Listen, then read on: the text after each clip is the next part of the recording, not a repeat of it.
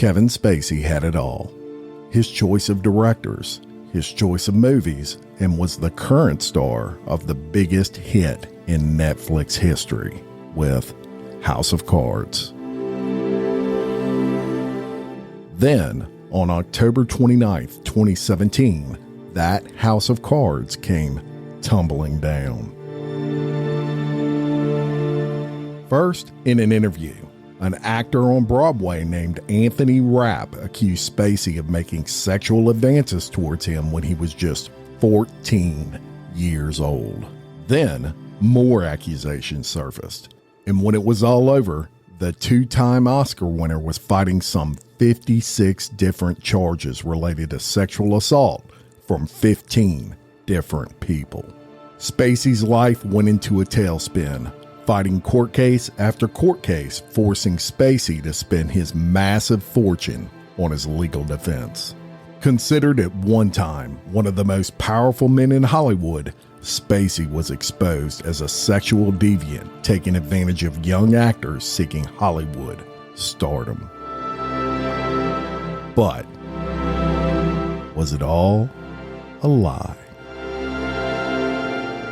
Welcome to Exposed, Scandalous Files of the Elite, Kevin Spacey's real-life House of Cards.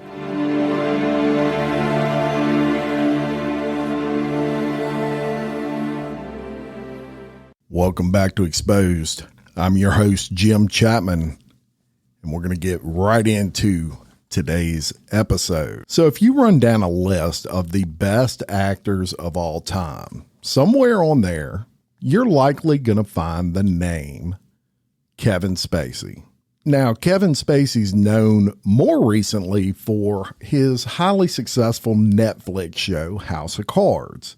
He's a bona fide member, y'all, of the Hollywood elite. He starred in movies such as L.A. Confidential, Seven, one of my favorite movies of all times, co-starred with Brad Pitt on that one, The Usual Suspects, and American Beauty. And the latter two I just mentioned, he actually won Oscars for those. He is, for all intents and purposes, the quintessential actor, and up until 2017, he was among the most powerful people in Hollywood, bar none. Everybody wanted a piece of Spacey, right? That is until Anthony Rapp, who was an actor primarily known for his performances on Broadway, alleged in an interview with BuzzFeed News that Spacey made sexual advances toward him when Rapp was 14 and Spacey was 26. Now, in that article interview, Rapp stated that Spacey attempted to seduce him at a party. This was back in 1986, and he said that he and Spacey were the only two left at this party, which incidentally had taken place at Spacey's apartment. And according to Rapp, he attempted to leave after sensing that Spacey was pretty drunk. So as he's attempting to leave, Spacey picks him up off the ground. Like, imagine you're a groom and you pick up a bride, or you're a bride and you get picked up by a groom, and he carries him over the threshold into his bedroom, lays him on the bed, and lays on top of him. Then Rapp claimed he started squirming and pushing Spacey off of him, and eventually he wiggled away. He said that then Spacey followed him to the front door of the apartment, leans on the frame of that door, and says, "Are you sure you want to go?" Rapp said he responded with the affirmative yes and left. So Rapp says that in that interview, which was October 29th of 2017. And that obviously creates a media shitstorm immediately and gets back to Spacey right away. I mean, as you can imagine, his PR people are like, oh shit, you have got to respond to this quickly. So that's what Spacey does. He responds quickly, like the very next day, on October 30th of 2017. And he releases the following statement on Twitter. And pay attention, because this statement is very important and plays a a big role in this story. He says, I have a lot of respect and admiration for Anthony Rapp as an actor. I'm beyond horrified to hear his story. I honestly do not remember the encounter. It would have been over 30 years ago.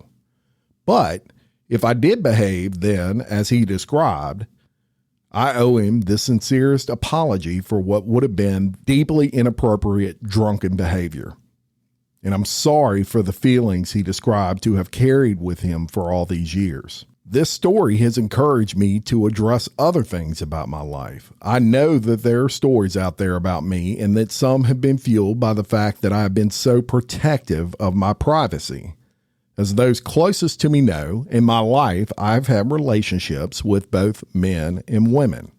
I've loved and had romantic encounters with men throughout my life.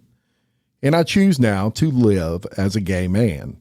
I want to deal with this honestly and openly, and that starts with examining my own behavior. So that was Spacey's, statement on Twitter in response to what Anthony Rapp had said.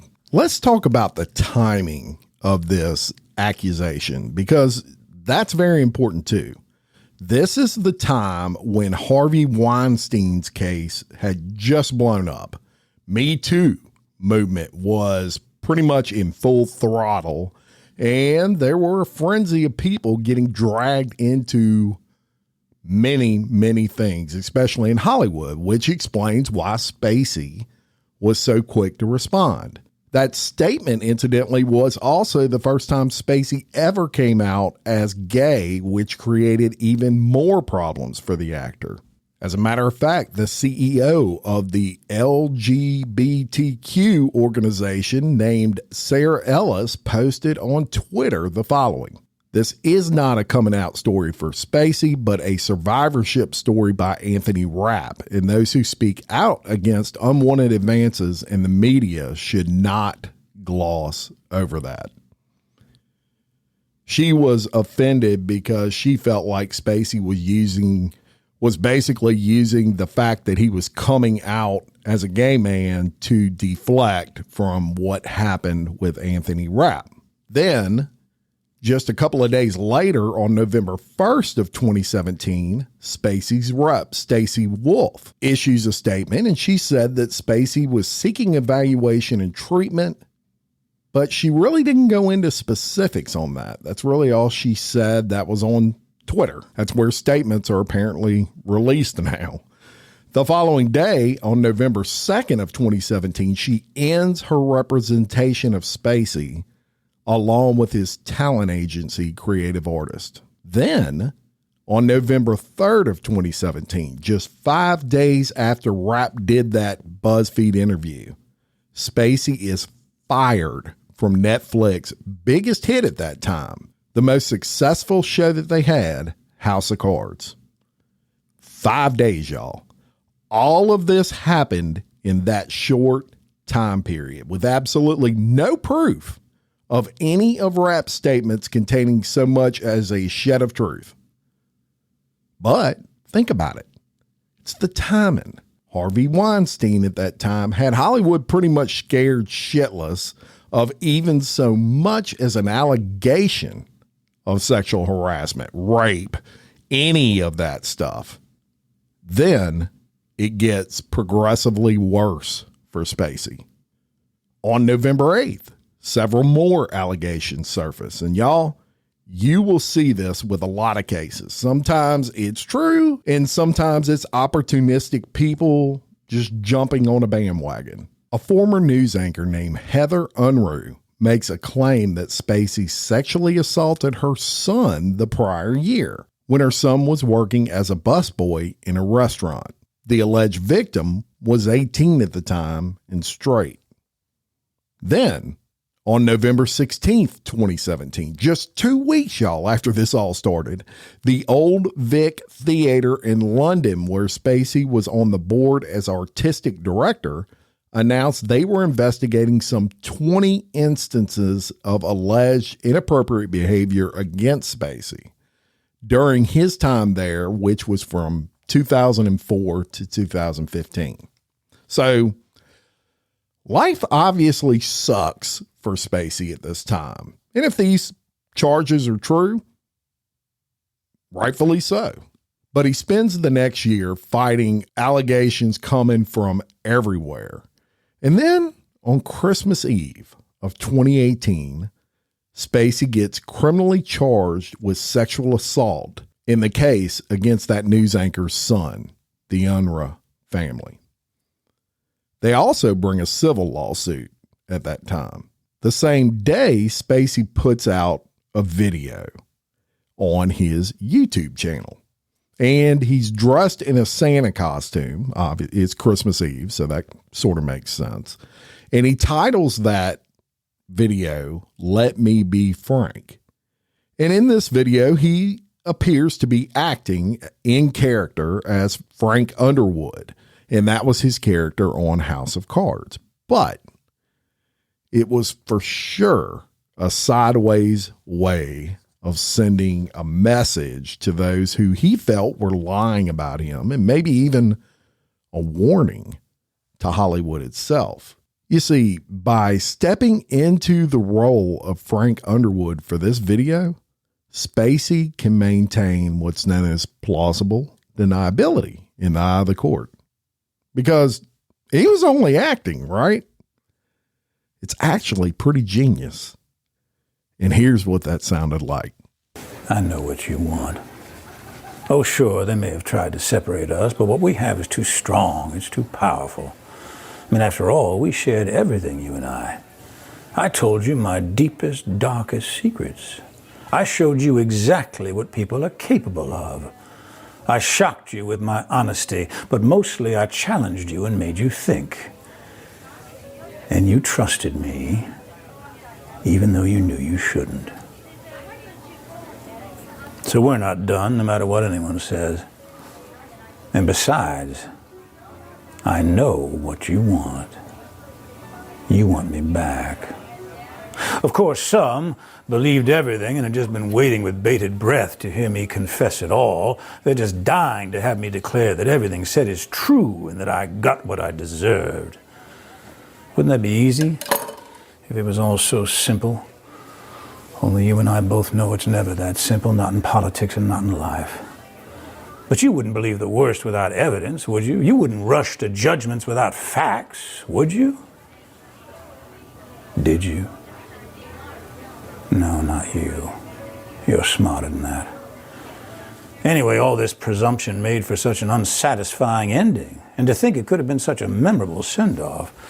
I mean, if you and I have learned nothing else these past years, it's that in life and art, nothing should be off the table. We weren't afraid, not of what we said and not of what we did, and we're still not afraid. Because I can promise you this. If I didn't pay the price for the things we both know I did do, I'm certainly not going to pay the price for the things I didn't do. Oh, of course, they're going to say I'm being disrespectful, not playing by the rules, like I ever played by anyone's rules before. I never did, and you loved it. Anyhow, despite all the poppycock, the animosity, the headlines, the impeachment without a trial, despite everything, despite even my own death, I feel surprisingly good. And my confidence grows each day that soon enough you will know the full truth. Well, wait a minute. Now that I think of it, you never actually saw me die, did you?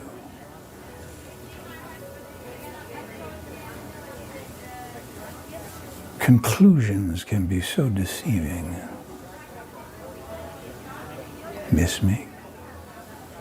So Spacey pleaded not guilty to the charges of indecent assault and battery brought against the Unruh family. And guess what happens? On July 5th of 2019, the family drops its civil lawsuit against Spacey, though he still faced criminal charges. Not for long, though. On July 17th of 2019, Judge Thomas Barnett of Massachusetts throws out the criminal charges surrounding Kevin Spacey. And you may ask, why? Well, Spacey's lawyers asked to examine Unruh's cell phone. And the accuser's father, Nick, said in court they didn't know where the cell phone was. Then they put the mother on the stand. And the mother says, under oath, that she deleted Nick's cell phone records from his phone. Now, come on, people.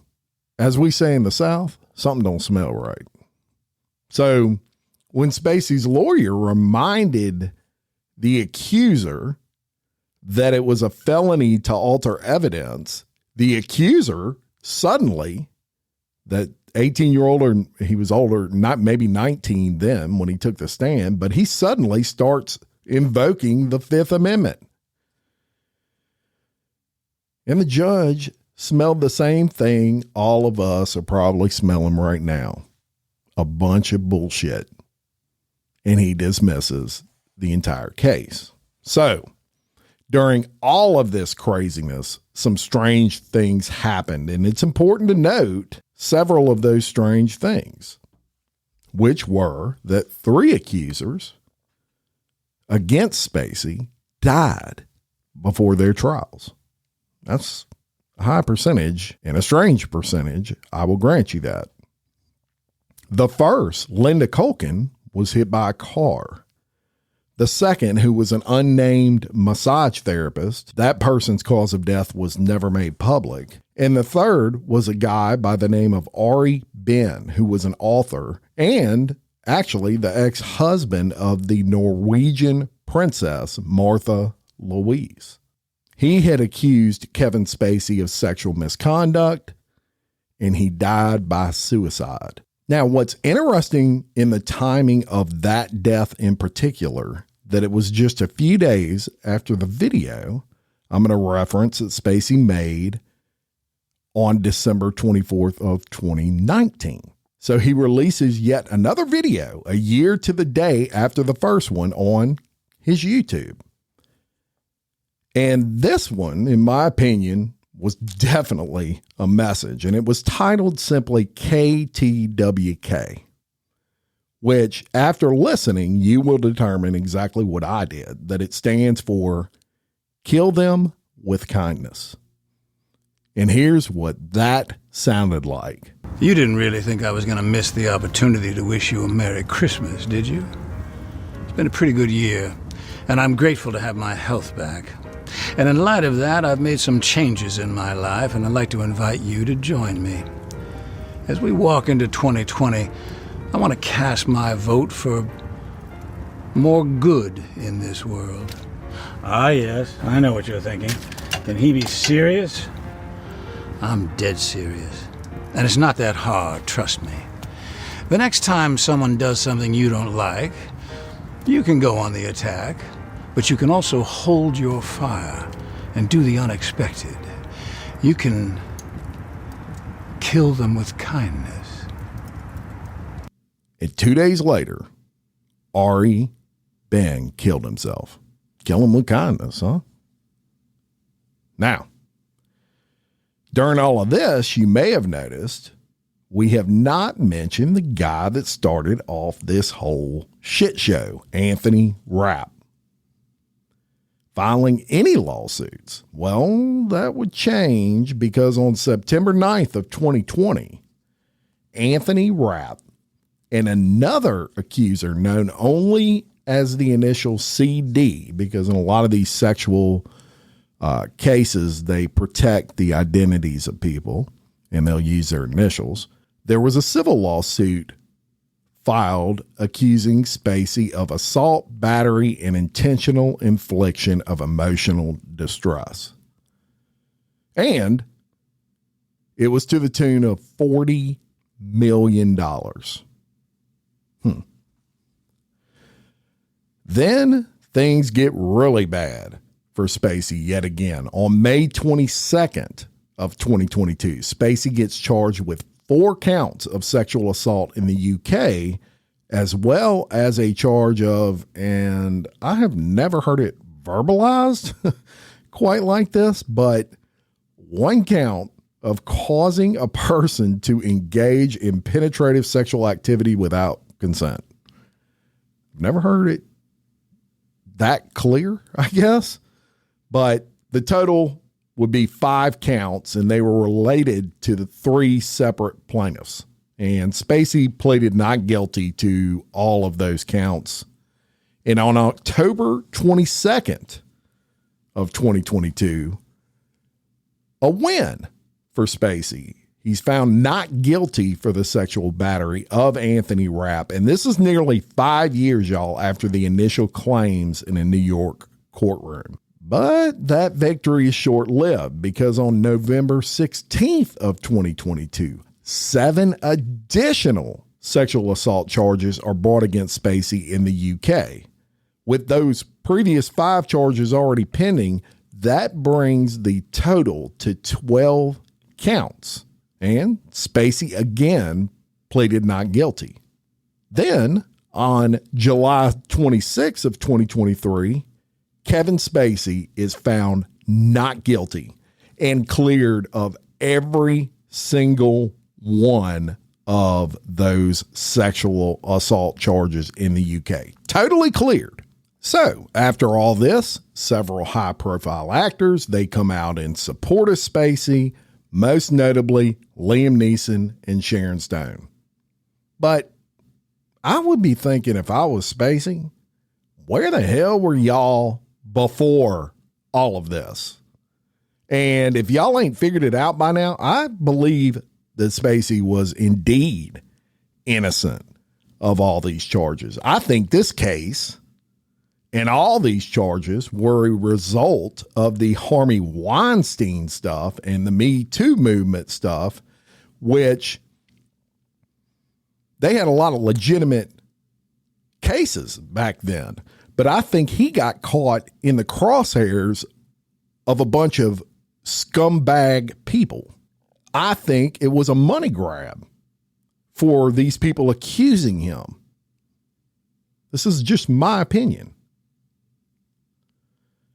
There's not a single shred of evidence, just a bunch of people filing civil lawsuits for money, and this man's life was completely ruined over it. But it really doesn't matter what I think. What did Spacey have to say about it after all the dust settled on this? Well, the truth is not much. Until recently. Just a month prior to the time that I'm recording this right now, a documentary was released in the UK. Over a 2-night period, they aired it, and it was titled Spacey Unmasked. And as you can imagine, Spacey's had enough. And he's finally telling his side of the story, as much as he can anyway. You see, in this industry, which is the same industry I work in, he's in film and I'm in media, but the contracts are the same. We have what's known as confidentiality agreements, and they hamstring us from telling our side of the story a lot of times. He's still under one with Netflix, for example. He's essentially gagged from saying anything, regardless of truth, about how he was fired from Netflix. I've been the subject of that myself. These are known as non-disparagement agreements, and I absolutely hate them because they stop you from telling the truth about a company or an individual, even if that individual or that company totally fucked you. However, a man can only take so much, and everyone reaches a point where they could just care less about an agreement. And once the information's out there, let the chips fall where they may. I promise you, we all reach that point. So now we're going to cover Spacey's response to everything.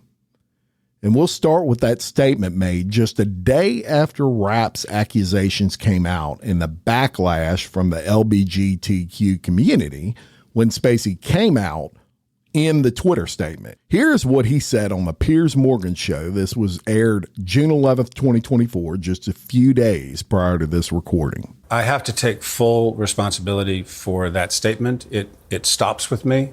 It was a bad statement. I should have made separate statements about my sexuality and about his accusation.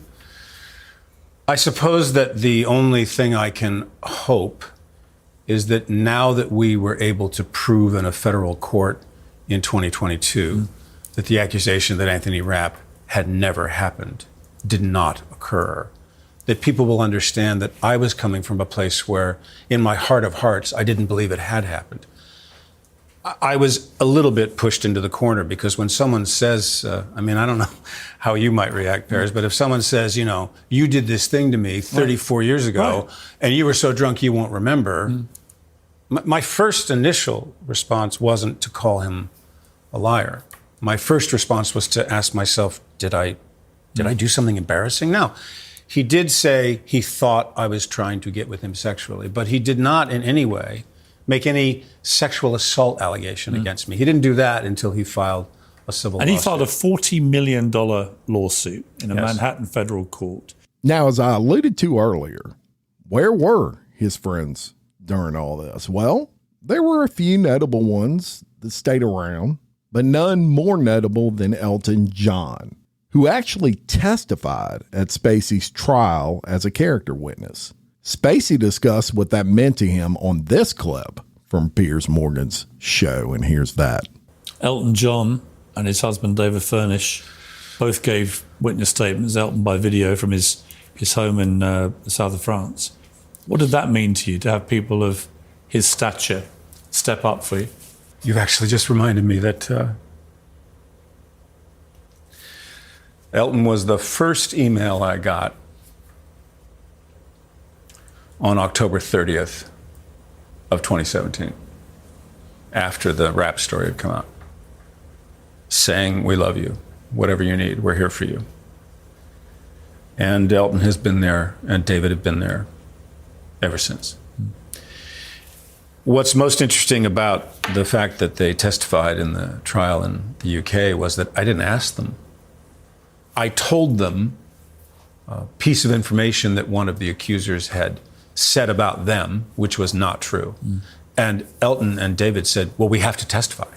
And I was like, are you kidding? No, we absolutely have to testify. We have to let the jury know that this individual is not telling the truth.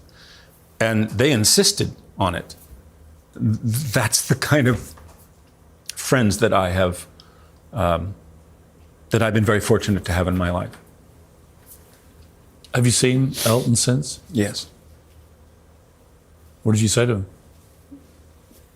Well, I gave him a big hug and David a big hug. We had a wonderful dinner in France last summer. Evan and Lucy were there, and it was very beautiful. Now, it's also important to note that Spacey made no bones about the fact that he was a bit of a flirt. Maybe he flirted a little bit too hard sometimes, to the point where he could see someone who did not know his personality, finding it maybe a little cringy, for lack of a better term. And Piers Morgan, he pushed him on the fact that he, at that time, was considered very powerful, meaning Spacey. And while he may have not thought innocent flirting was that big of a deal, when you're looked upon as someone such as Kevin Spacey at that point in time, that, this is someone that can make or break your career. Well, I'll tell you what, here's the clip where he discusses that with Piers Morgan. See, what I was told, and correct me if I'm wrong, because I don't know you, we've met a few times, but I don't know you at all. But what I was told by people who do know you is that in your thespian days in the theatre world, you'd put on a play, you'd all go out, you'd all have a few drinks, you're very flirtatious, and you would be quite suggestive with people, and a lot of them didn't mind that at all. And some people, maybe with revisionist hindsight, maybe not, that did mind it, but that you were pretty indiscriminate in your kind of borderline, maybe crossing the borderline, inappropriate behaviour. Would you admit to that? Yes. I'm not talking about anything criminal. Absolutely. I'm just talking Yes. about general kind of inappropriate behavior. Absolutely true.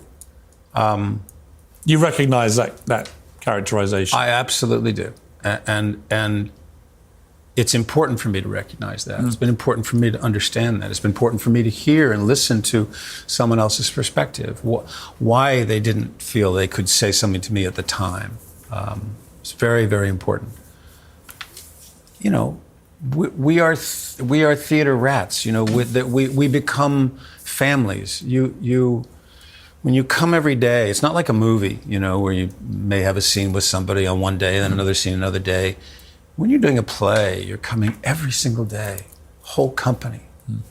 And I've been so fortunate to have been a part of families that were being led by people like Jack Lemmon and families that I led when I was in a position. And it's an incredibly, it's very moving and it's very important.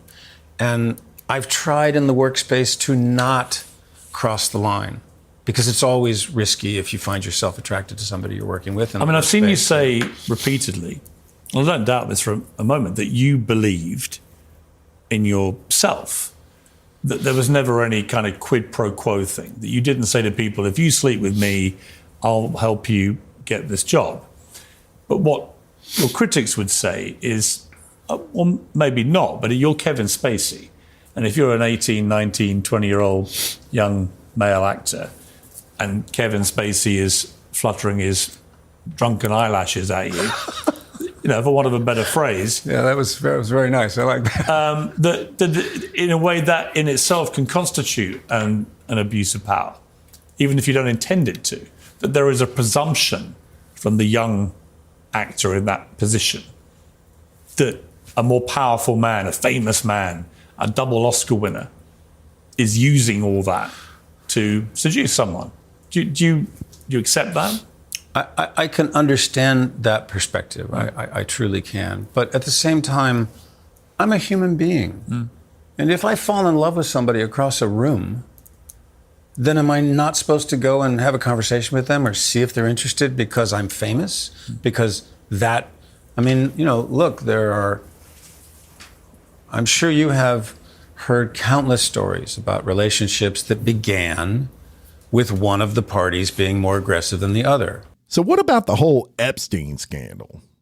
There were a lot of reports that came out during that time regarding Spacey's friendship with Prince Andrew, and even the fact that Spacey was one of the individuals that showed up on those flight logs on a plane that was owned by Jeffrey Epstein. Also, there were some instances where he appeared with Epstein's partner, Ghislaine Maxwell.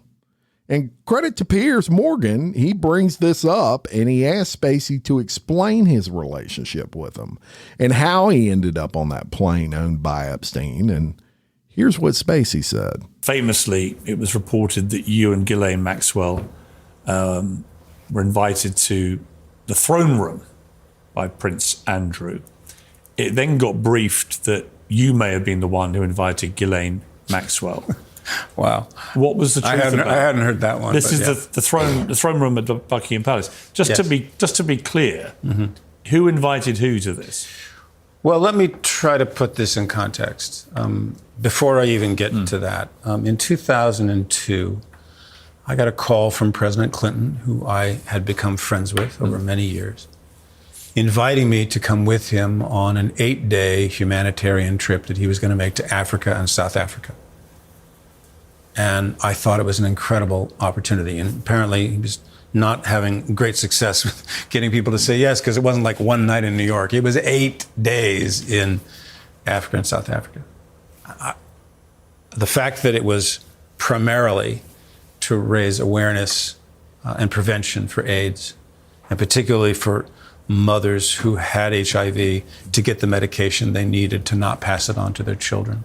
So I said yes, absolutely. And in September of 2002, we took off from New York and we went to Ghana and Mozambique and Zimbabwe and Rwanda and Johannesburg and Cape Town. And this was one of the most incredible experiences I've ever had. The doctors and nurses that we met, what we learned about how they were treating patients, the economic development that the president was also talking about in terms of Africa and where it was going to go in the future. The people we met. We spent a day with Nelson Mandela. Just one of the most extraordinary, just an incredible trip. Meant so much to me. And then the president was invited by Tony Blair to give the speech at Blackpool and the Labour Party conference that year. I was there. So we flew then to London. And the president said to me, before we leave tomorrow, you won't come? I'm going to go to Buckingham Palace tomorrow and see Prince Andrew. You won't come? So I said, sure. So I'm a part of the president's party, and there must have been, I think there were 21 guests of the Clinton Foundation when we went to Africa and South Africa. So it was like 18 or so people came to Buckingham Palace that morning. And we were wandering through, and there were people brought us into the throne room, and I sat down, and a bunch of people came and sat down next to me, and a bunch of pictures were taken. And then we went up and we met Prince Andrew. I'd never met him before and have not seen him since. So that's the context. Then President and I went up to Blackpool. In 2015, I started seeing reports online, things on my Twitter account that I had flown to this guy, Jeffrey Epstein's island, and I had abused young girls. And I was like, I mean, if you'd asked me in 2015, maybe even if you'd asked me in 2002, did I know a guy named Jeffrey Epstein? I probably would have said no. Well, of course, I have since learned who he is. And I have since been able to go back and find out that the airplane that we flew on for this humanitarian mission was owned by Jeffrey Epstein. And to then learn, oh, he was actually on some of those flights. And this Maxwell woman was on some of those flights. I didn't know him. I've never spent any time with him. I was with the Clinton Foundation people. That's who I was with. Now, what I understand is that he didn't start to be investigated until 2005 by authorities in Florida. So here's what I can tell you. This Maxwell woman, she was one of many people who sat down next to me in that throne room. I have no relationship with her. I had no relationship with him. I mean, he's not my friend. I'm not a confidant. I've never spent time with him. And interestingly, I will say this. I was very fortunate that President Clinton introduced me a lot of business leaders in London because he knew I was coming to the Old Vic. And I developed relationships with Robert Earl, Pula Ladobovich, Robert Earl, a lot of wonderful people, Sir Richard Caring, people who supported the work that we did at the Old Vic and gave money to us. Do you know who I never asked for anything? Was Jeffrey Epstein. I didn't want to be around this guy because I felt he put the president at risk on that trip to South Africa because there were these young girls. And we were like, who is this guy? So I will say this. There were young girls on those flights? There were young girls on those flights, yeah. And that's been out. They've talked about it. But here's my point. There's a big difference between not remembering that I met some guy and some woman on a humanitarian trip where my focus was entirely on what we were there to do, and not remembering whether I went to somebody's island. So I never went to Jeffrey Epstein's island. I did not know him, and I never saw him or her after that morning at Buckingham Palace. He didn't even come to Buckingham Palace. Is it true that Prince Andrew sought your assistance and wanted you to testify that Ghislaine Maxwell was your guest, not his, during that Buckingham Palace tour? I heard a report about that, but at no time did anyone ever contact me on his behalf. And as I say, I'm not friends with him. I never saw him after that day. What do you think about what's happened to him? I mean, I don't know anything about it. It's not, I'm not going to talk about someone else's scandal, you know. My point is that I had enough accusations of my own to deal with. I don't need to inherit someone else's. And finally, what about now? Having been exonerated of all these charges, what does Spacey's life look like following all of this? I mean, the legal expenses alone of 5+ years of fighting these type of charges? Well, Pierce asked him, and what he said may shock you. Here it is. Where do you live now?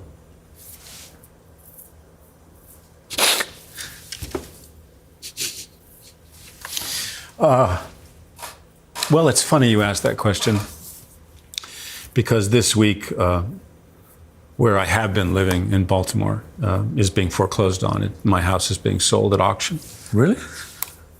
So I have to go back to Baltimore and put all my things in storage. Really? So the answer to that question is, I'm not quite sure where I'm going to live now, but I've been in Baltimore for since we started shooting House of Cards there.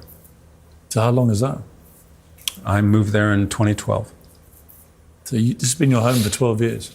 Well, not this particular place, but this place has been my home and Evan and Lucy's home since 2016. Why is it being foreclosed? Because I can't pay the bills that I owe. Are you facing bankruptcy? Been a couple of times when I thought I was going to file, but we've managed to sort of dodge it, at least as of today. How much money do you have? None. Really? Well, I mean, you have some sense of legal bills. Yeah. I still owe a lot of legal bills that You're I have not been able to pay. You're actually in debt. Yes. Do you mind me asking how much you owe?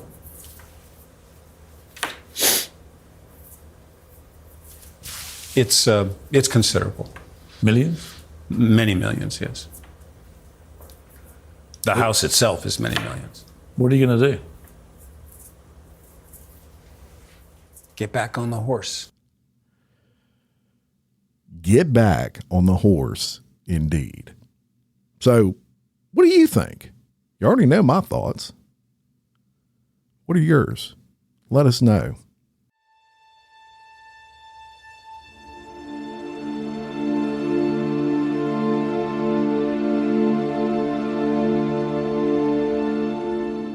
Thank you so much for listening. And until next time, I'm your host, Jim Chapman, for Exposed, Scandalous Files of the Elite. Much love.